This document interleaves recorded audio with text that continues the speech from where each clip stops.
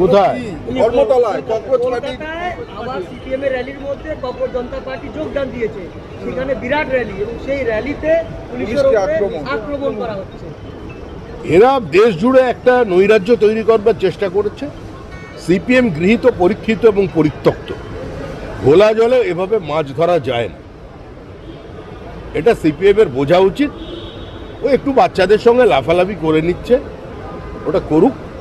যারা এই আন্দোলন তৈরি করেছিলেন তারা বুঝতে পেরেছেন যে তাদের ভিন্ন পথে পরিচালিত করা হচ্ছে, কিছু অপ্রান্তীয়, অপ্রাসঙ্গিক, পরিত্যক্ত শক্তি তাদের ব্যবহার করতে চাইছে।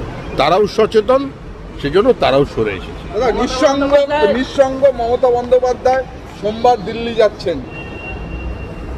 মমতা বন্দ্যোপাধ্যায় নিঃসঙ্গতা দূর করবার দায়িত্ব তো বিজেপির নয়।